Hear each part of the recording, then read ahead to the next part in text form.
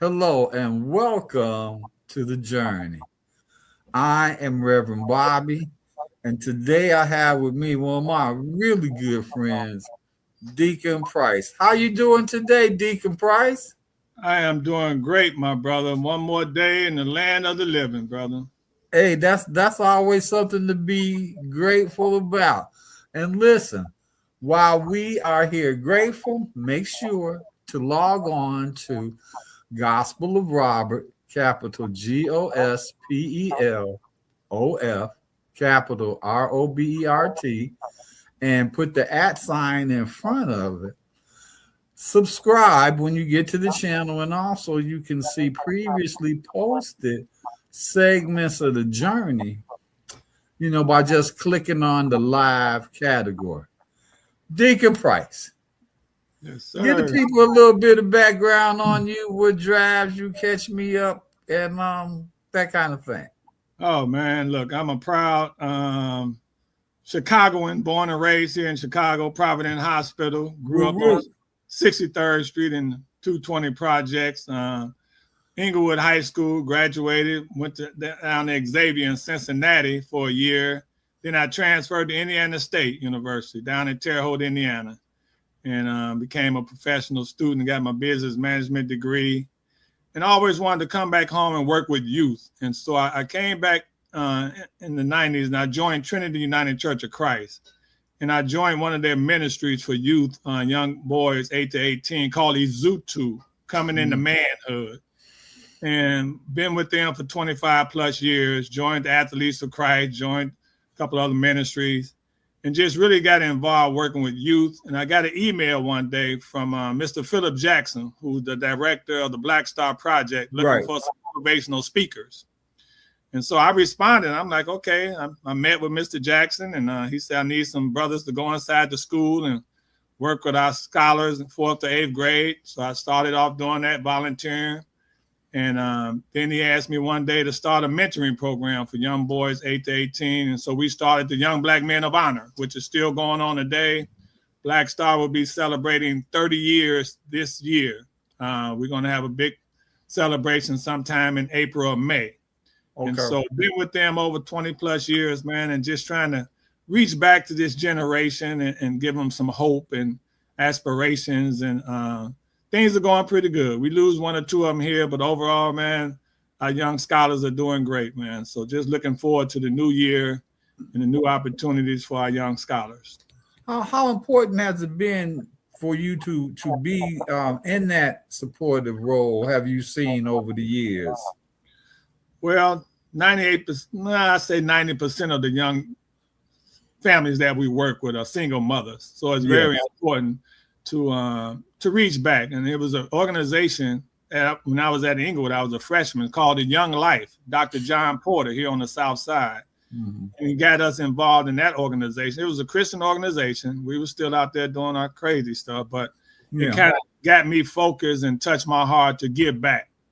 And so after graduating from college, I've always wanted to come back home and give back. I started going up to my grammar school, John Foster Dulles, which is still there on 63rd and King Drive, talking to the young people about growing up in the projects, single mother, struggling, and just sharing my testimony. And so it's very important today with the youth today. I always tell people I survived because I was raised by the village. Yeah. We knew the police, the gym teachers were able to discipline us, the neighbors.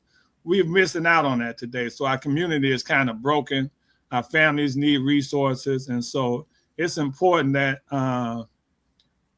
we as men specifically get back and try to work with our young people and just give them some encouragement.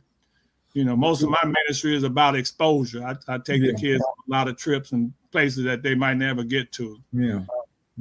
One of the things with a couple of my friends I've talked to recently is, being in service and doing service to, others in the community and how it's kind of natural for us to do that. Was it pretty natural and easy for you to just fit right in? Well, knowing from where I came from and the projects and the support that I had with teachers, neighbors, I I've always looked forward to it. It was my mission. It was my passion to work with youth and to give back. And now, not only am I working with the Black Star Project, I have 10 foster boys that I mentor through UCAN. UCAN is on the west side on Fillmore. They've been working with foster youth for over 155 years. And a friend of mine called me 10 years ago and asked me, could I mentor her son who was adopted? And now I have 10 young men from 8 to 18, well, 21, that I'm still mentoring today. And so I get a lot of enjoyment out of it. I learn about their history and what they've gone through. And a lot of times I'm going through situations, and after being with them, my stuff is down the drain because they got some true testimonies to tell. And so things are working out. Looking forward to the new year. Well, it's always interesting, especially when we going through things and then God puts somebody right in our way who's going through some stuff a little bit even tougher than ours to get us back on track. But how fulfilling is it as you move into this stage of life, becoming the elder and the person that holds that knowledge and information? How that make you feel? I am becoming a young elder. I got 3 or 4 more years before I get that stove around my neck. But it's been an honor, and especially working under Miss Gloria Smith at Black Star, Mr. Jackson's sister. Mm-hmm. It's been a blessing. It's been a challenge at times, but going into the schools and seeing the enlightenment on our scholars' face, just reading to them, just a Black man being in the school reading and interested in them. I run into young scholars today that have graduated from college or working, see me at a basketball game. Oh, Mr. Price, you was my mentor in 3rd grade. And, that keeps me going when I can see success stories. I think today our young scholars don't hear enough success stories on the news. It's always negative, who got shot, who got robbed. Mm-hmm. And I think if we hear more success stories, I think our families, our neighborhood, our community, our city, our world would be a better place. And so I'm in it to win it. My wife is on board now. She's finally got the hang of me doing what I'm doing, and she's prayed for me every day. Mm-hmm. And so I'm on track. Yeah. But the stuff that you do, because you do a lot of stuff. I know you do a lot of stuff. I know you, and I know what you've been doing. And you do a lot of stuff.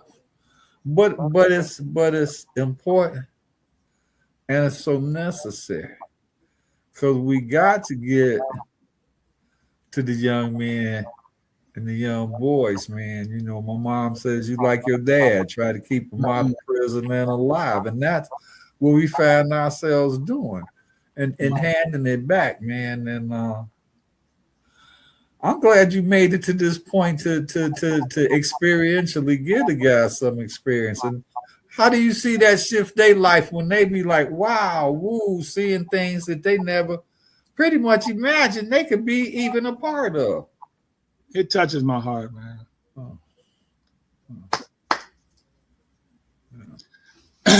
I'm getting choked up right now.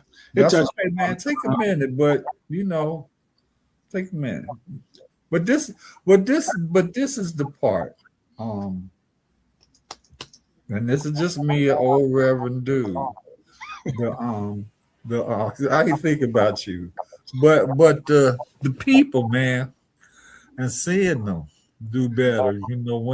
When nudge somebody over the edge and they take off for running, and I don't be trying to do nothing but cheer them on. Right. And it do choke you up, but now that we all know you human. Yeah.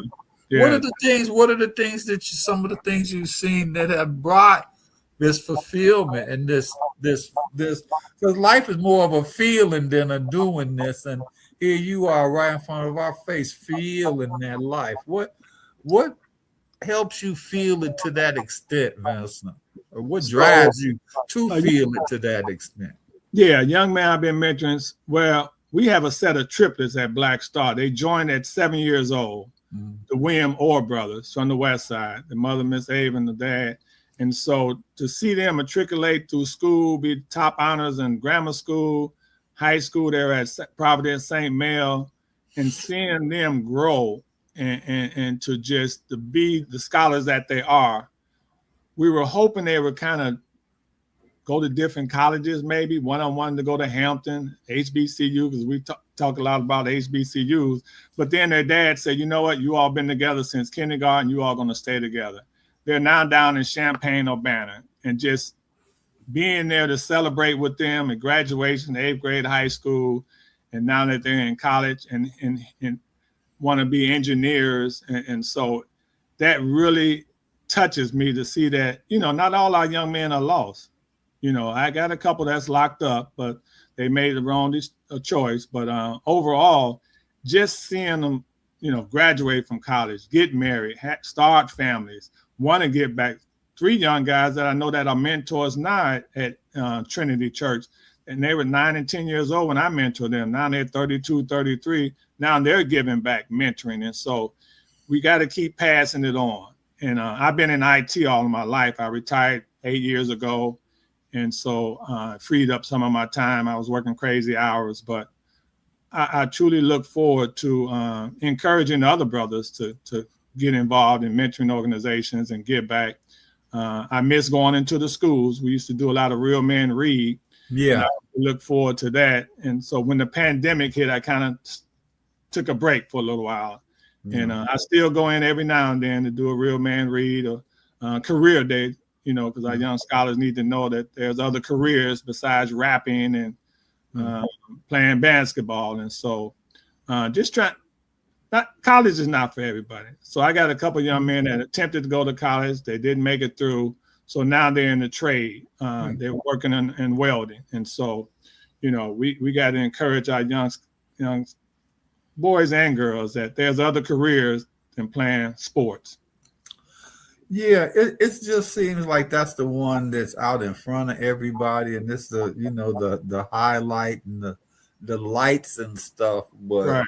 I want to be LeBron. I want to be Kobe. Yeah, but when you get beyond that, you see you could have like the triplets, engineers. Yes, sir. You see, like you could shoot and get some really good stuff, and you always get those that fall through the Yeah, they're not all perfect. People used to tell me, man, you going up in them schools, man, them kids ain't listening to you. I said, that ain't my responsibility. God has placed it on my heart. And here's one story about a real man read. I went and read one day to some first graders. Tell me your name. Tell me what you want to be when you get older. I want to be an astronaut. I want to be a fireman. None of these students said anything about sports, Bobby. And I told the teacher, that's a first. So I said, I'm going to adopt your class. The teacher said, Mr. Price said he was going to adopt you all. Do you know what that means? A little girl jumped up. He's going to take us all home. I said, no, I can't take 33 of you all home, but I'll be back. And I went back 2 months later, and a little boy screamed out, Mr. Price came back like he said he was. I was with him in 1st, 2nd, 3rd, 4th, 5th grade. One of the scholars got killed on the drive by a young lady. That was the hardest thing I had to do, the balloon release. And they'll speak at their 8th grade graduation. And I still keep in touch with half of them. They graduated, they're working, they're successful. And so those success stories, and I'll never forget that time when that boy said, Mr. Price came back like he said he would. So our young people, they're looking for us. We don't speak to them on the street. Hey, how you doing? Hello. And so we had to remember how we came up and what got us to where we are. And it was that family, that village. We watched out for each other. Now I'm working with young boys, they 20, 21. Oh, y'all just want to tell us what to do. Y'all don't ever want to listen to us. Well, we trying to, share our experience so you all won't make the same mistakes. Yeah. But some of them think they know so much, and that's when they fall through the cracks, trying to do it on their own. Well, a lot of time, I was listening to you, and a lot of time they have to do it on their own. A lot of time they don't have that stability. Mom working. And you got to figure the rest of it out. You got some responsibilities, but you got to, be a jiggle head too sometime, and it's figuring that out. And I think that's true. That the examples, and giving them some stability and read. And when I was doing school reform, we be in there most of the time trying to convince them that it's okay to do good in school. Right. Right. You know, they under the impression, you know, to get a name, rep, all that kind of stuff. It ain't And be, cool to, yeah, small. and be acting up in school, you know. But if you think your way through and stay out of trouble and that, you know, it's important because they looking for you, man, to be in trouble and mess them up. And Yeah. how you get that across to them, Vince? One of your, Ooh. and I know you be just pretty much straight honest. I seen you Man. in action, but how you help get that across to them? I have to use a little French at times. Yes, oui, monsieur. Like, look, if you don't get it right now, you're gonna miss out. I'm Yeah, telling you from experience. The criminal justice system wants you to fail, wants you to stop going to school, wants you to give up on your dreams. You can't afford it. The prisons are overcrowded. I share statistics. I have friends that call them up and let them know, hey, man, I've been to jail. You need to get back on the right track. Mr. Price told me what you're doing. You know, you don't want to end up there. You don't want to be a number. And so I share a lot of personal experience with them. And when I haven't been through something, I have friends that call me on the phone. And I have a couple of them in the car, and they'll start talking. And it was what we were just talking about. And they're like, how you know what we was talking about? That I say, that's God working in mysterious ways. You know, he don't know you, but he called me to give some inspiration about what it is that you're going through. Yeah. And so this just trying to be there for them. A lot of times I get calls, my wife, why they calling you at 10 o'clock at night? Hey, honey, I got to get the call. You know, it's emergency, you know. And if I don't know the answer or whatever they're in need of, I do have connections. And so, you know, I got some young guys right now trying to stop vaping. You know, they're 20 years old, knowing they're ruining their life and their health. They text me last night, man, Mr. Price, pray for me. I'm trying to stop vaping and trying to take better care of myself. I'm like, okay, you know what you have to do. You got to be sincere about it. You know, pray about it, read the word.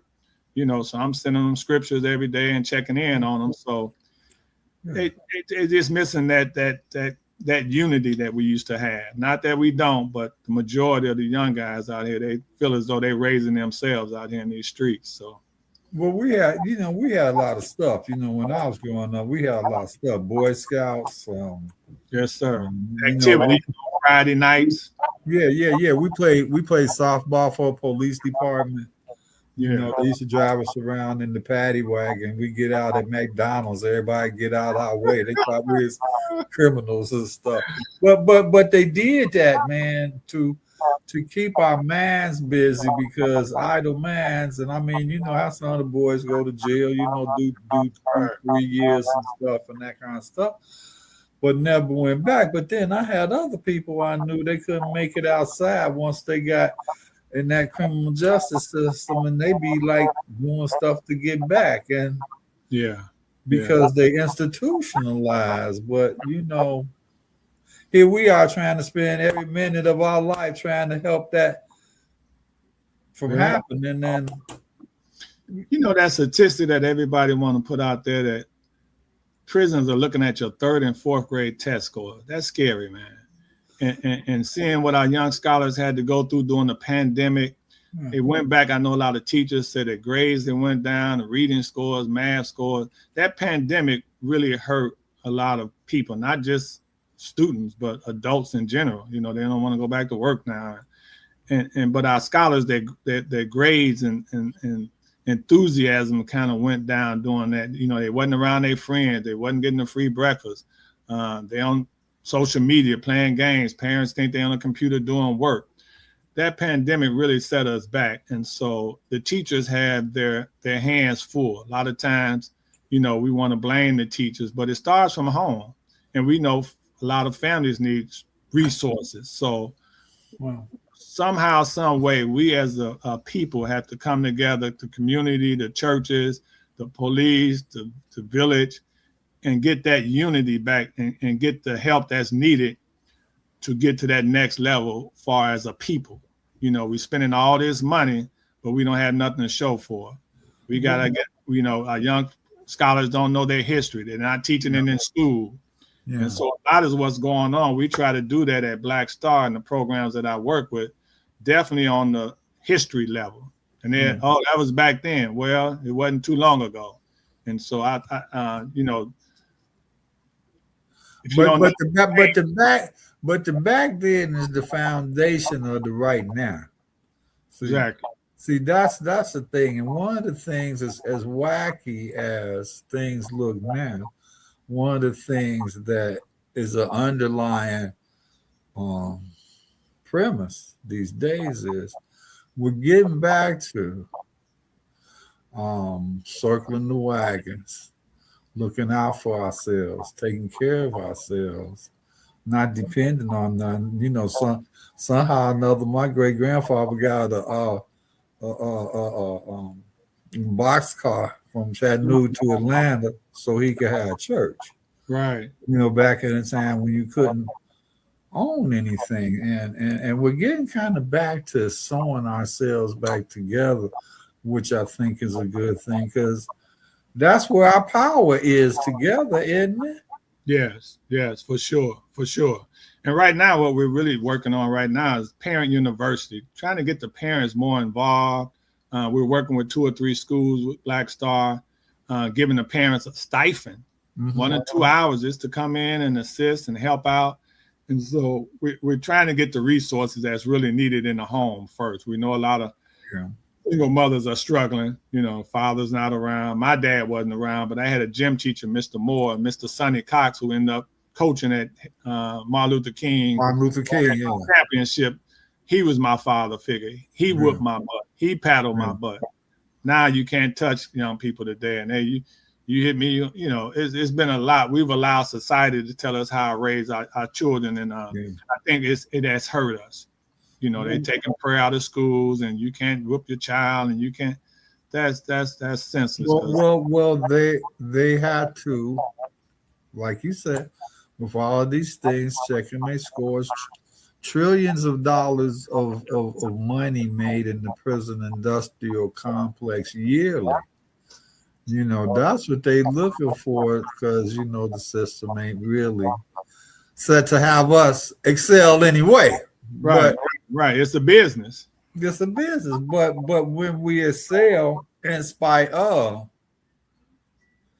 you know, that's saying something because the pandemic hurt what we were doing too. You know, we were doing homeless ministry in the schools, and we had one of the schools with the biggest number of homeless in it, and then the schools closed. You couldn't get to them. They dropped, you know, and it hurt them as students.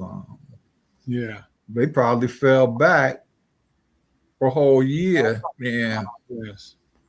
Yeah. So it's like, how do you regroup from that if you're not able to afford a tutor, and you know, and so now you're in high school, you can't read, and so they're just pushing our scholars through, and then when they graduate, they can't read, they can't fill out an application, they're not teaching how to they don't know how to write the team anymore. They don't teach how to fill out applications. They don't teach. Well, I don't know how useful this is anymore, but they didn't teach how to write a check, bounce a checkbook, those kinds of things that are life skills. Right, exactly, and that's what a lot of them are missing out on.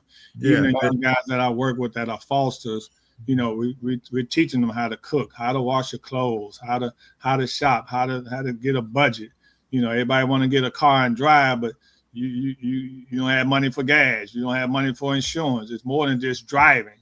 And a lot of they just want to get to the top without working to get to where they need to be. Look, and you can't get $3 worth of gas and ride all day. Look, like how you used to ride in that Charger. You can't do that no more.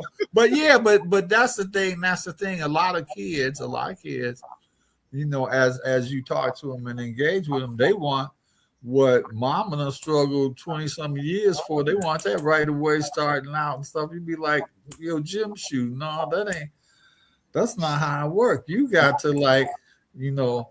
My mother said, go in there and put some Ajax on them shoes and clean them up. You ain't getting no new shoes.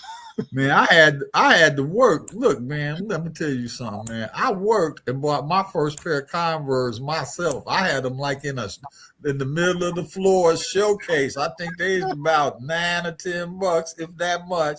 But man, I worked every quarter. Yeah. You know, doing yards or whatever it was. And I think that ethic is missing. How we get it back, man? Right. It's truly missing. How we get that work ethic back and showing them the value, Vince? That's a tough one. That's a tough one. This little instrument here, it's called a cell phone. Is, you know, I want to be a rapper. I want to play ball, but you got to have your education to play ball. We know a lot of All-Americans from Chicago that didn't get that opportunity because they wasn't connected in school. They didn't put school first. And my dad, who was on the 1940 championship team with the Harlem Globetrotters, told me at 15, I know you want to play basketball, I know you want to be great, but get your education first. And so a lot of young guys today, they just want to play the sport, but they don't want to put in the effort. They don't want to exercise because they're looking at these NBA players thinking, oh, I'm going to be like Curry. I'm going to shoot some threes. No, you got to exercise. You got to work. You got to get your rest. You got to take care of your body. You got to leave the drugs alone. But they're looking at that fast life, and social media is really it's dangerous. It's dangerous. And a lot of young people don't realize that, you know, you're spending so much time. And I got caught up on Twitch. Twitch is when the pandemic, the DJs used to get on there. Yeah. So I'm seeing these guys with 35 million followers. I'm like, what are these young guys doing? They're content designers. Yeah. And I mean, they're getting paid. Yeah. But it's like 30,000 people on there, like 3 o'clock in the morning, and they're just chatting. They don't know who you're chatting with. And I'm saying, so it has consumed us. We take the young people on a trip. They up 2, 3 o'clock in the morning on the phone, chatting, texting. I'm like, dude, we got a long day. You got to get some rest. Yeah. Yeah. It's kind of like, it's totally different. We know that. I mean, like totally different. You know, but it's their world. You know, my son started out, you know, in the business doing, you know, these web series and stuff. You know, he does other stuff now, but that's where he started. And I was like, where was that? He said, well, you know, a lot of people, we watch that stuff on our phones instead of television and stuff. And so I was like, you know, and I consider myself progressive, man, but I didn't know that it was that intense, you know, because my world is something different. Exactly. You know, I want you to call me and say hello. You know, these texts and stuff, they not warm enough for an old dude. But have you found it? Have you found it easy? I mean, have you found it easy enough to kind of like walk between both worlds as you deal with the younger people? I try to keep up with them, even with the music. You know, I let them listen to a little bit of music. Now I'm like, okay, let's go back to old school. Oh, Mr. Pride, that's all. But we're not. There's no profanity. Yeah, we're not down in our women. Yeah. So I'll let them listen to it for a little while. Then after a while, okay, what did you hear in that song? How did that encourage you? What, you know, we need to dialogue with our young people, what they're listening to. So like I said, I'll let them listen to it for a couple of minutes. And I'm like, okay, enough is enough. Yeah. With the phones, when we go off, put the phones up. People are always watching. It never fails, Rev. Whenever we go out for dinner or whatever, put the phone down, we're talking, we pray on our food, people come over to the table. Oh man, what organization you all with? We saw you all over here praying. Young man, what school do you go to? So I'm always trying to expose them to other teens and other men, other organizations, other events. We go to a lot of events, intergenerational, talking about mental health, talking about relationships, talking about grief. So I'm always trying to expose them. People say I'm everywhere, but there's a lot going on in Chicago, and you don't have to spend a lot of money to get involved. And well, so, you know, I understand you're everywhere because it's a how would they say a focused, a purposeful chaos, if you will. Yes, but life, you know, it takes in a lot of things, like you said, the grief.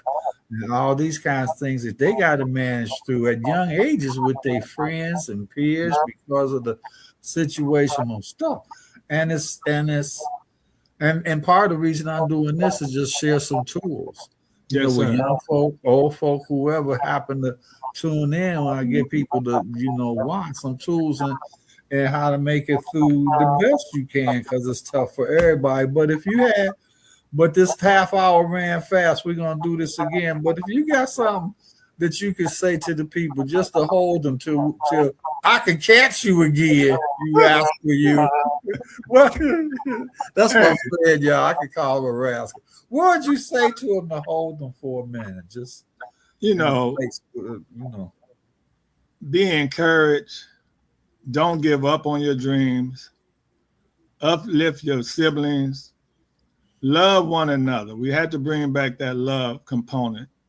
And sometimes I know it's tough, especially with the administration in the White House today, what's going on. We can lose focus. It's a lot of distraction. So my focus for 2026 is to stay in that lane. Stay in that lane. God has placed me in that lane, and I'm just trying to stay focused. Try not to get weary. The Bible said, don't get weary in well doing. And so I've come a long way. Nothing but the Lord has brought me this far, and I'm trying to honor him and relay that to the young people that I connect with, that, God is able, and it's not all about religion. It's about a relationship. Right. But don't give up on your dream. Right. That's a good word, brother. I'm gonna take that word for myself. And about Vincent giving good words, y'all remember. Sign on. Gospel of Robert, capital GOSPELOF, capital ROBERT, no spaces, put the @ in front. Make sure to subscribe so you get notifications when we have neat people like Vincent on, and give us some good stuff about life. And also, if you wanted to see some previously posted journey segments, you could click on the live category and do that. And from me and Vincent, both, we pray, we hope, we demand from the universe that you journey well from here. Yes, sir. Thanks. Appreciate you, Ray. Blessings, man.